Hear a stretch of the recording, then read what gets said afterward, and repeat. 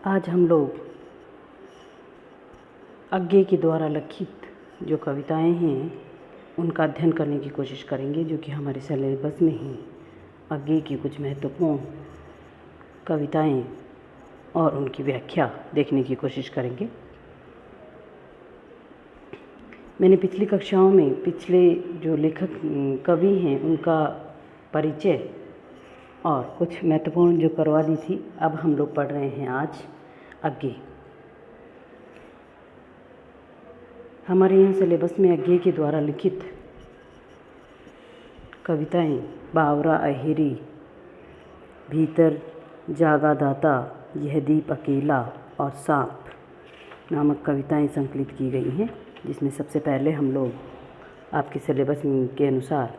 जो है देखने की कोशिश करेंगे कि अज्ञे की बावरा अहेरा जो कविता है उसकी व्याख्या देख रहे हैं। यहाँ पर कवि इस कविता के माध्यम से बताना चाह रहे हैं कि सूर्य को यहाँ पर एक बावरा शिकारी या व्याध बताया गया है, जो कि रूपक के माध्यम से है, क्योंकि सूर्य अपनी किरणों के द्वारा रात भर के अंधेरे को अपने में समेट लेता है और फिर उस कालिमा को दूर करके और हमारे सामने सुबह का जो प्रातःकालीन वातावरण है उसको प्रस्तुत करता है। तो कविता है, भोर का बावरा अहेरी, पहले छिपाता आलोक की लाल लाल कनियाँ, पर जब खींचता है जाल को बांध लेता है सभी को साथ छोटी छोटी चिड़ियाँ, मोझेले परवे, बड़े बड़े पंखी, डैनों वाले, डील वाले, डोल की बेडोल, उड़ते जहाज, कलश त्रिशूल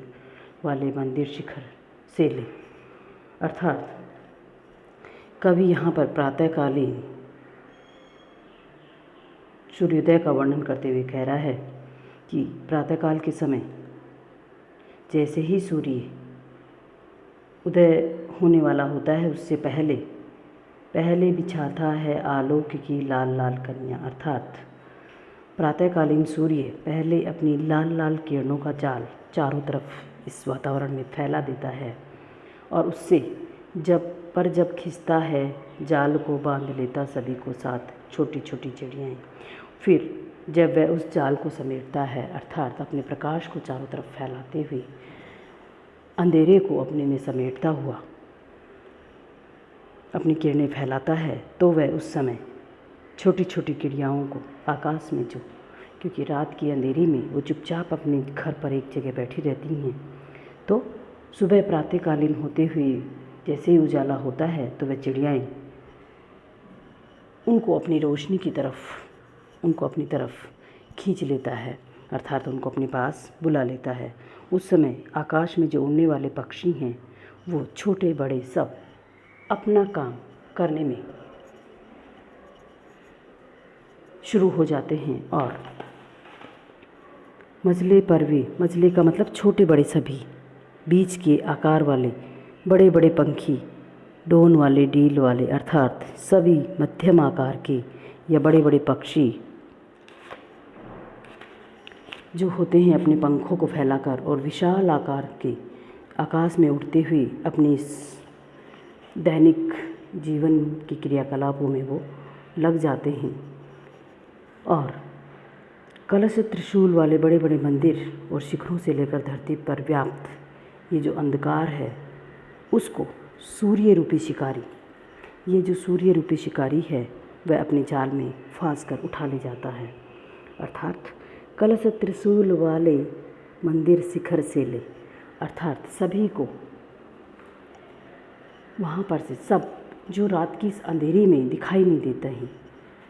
और सभी प्रकार के वातावरणों से अपने आप को युक्त प्रकाश फैलाते हुए सभी को स्पष्ट रूप से दिखाते हुए हमारे सामने प्रस्तुत कर देता है। इसलिए ये जो सूर्य है ये बावला अहेरी की संज्ञा यहाँ पर दी गई है, क्योंकि सूर्योदय के प्राकृतिक सौंदर्य का चित्रण यहाँ पर किया गया है। रूपक और प्रतीक का सहारा लेकर के कवि ने उस अंधकार में छिपे हुए सभी चीज़ों को जैसे ही सूर्य उदित होता है उसका यहाँ वर्णन कवि ने किया है। आगे है, तार घर की मोटी चिपटी गोल धुसों वाली उपयोग सुंदरी बेपनाह काया को गोधूली की धूल करे, मोटरें के धुएं को भी पार्क के किनारे पुष्पिताग्र कर्णिकार की आलोक खची तन्वी रूपरेखा को और दूर कचरे जलाने वाली कल की उदंड चिमनियों को, जो धुआं यूं उगलती है मानो मात्र से अहिरी को हरा देगी। अर्थात यहाँ पर कवि जो है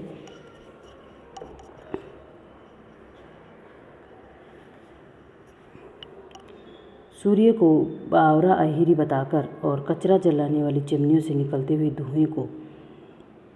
से उसकी होड़ का वर्णन यहाँ पर कवि ने किया है। कवि वर्णन कर रहा है कि तार घर की जो मोटी और चिपटी और गोल धूसों वाली चिमनी, जो दूर तक बहुत दूर से सुंदर लगती है, एकदम काली आकृति की है तथा उपयोगी भी है, उसे भी बावरा अहिरी अपना लक्ष्य बना लेता है। अर्थात हे बावले शिकारी, तुम संध्या के समय उठने वाले कुरूप धुआं को और मोटरों से निकलने वाले धुएं को भी पार्क के किनारे की चमचमाते सुंदर फूलों से लदी हुई पतली बेल को भी अपनी किरणों से आलोकित कर देते हो, और इस प्रकार काफ़ी दूर तक कल कारखानों में जो काला धुआं निकलता रहता है उसको भी तुम हरा देते हो। अर्थात उस अंधेरे को भी, उस कालिमा को भी चीर करके और तुम अपनी रोशनी चारों तरफ फैला देते हो। यही है, धुआं यूं उगलती है मानो मात्र से अहिरी को हरा देंगी। अर्थात वो धुआं ऐसे लगती है कि जैसे सूर्य को भी हरा देंगी, परंतु सूर्य अपनी तेज़ी और प्रकाश के कारण उस चीज़ को चीरता हुआ आगे बढ़ जाता है। इसलिए सूर्य को यहाँ पर ऐसा शिकारी बताया गया है जो कि अत्यंत तेज गति के प्रकाश होने के कारण अपने लक्ष्य को जो है वो किसी से हारता नहीं है, और उसका प्रकाश जो है चारों तरफ दिखाई देता रहता है। यहाँ पर कवि ने प्रकृति चित्रण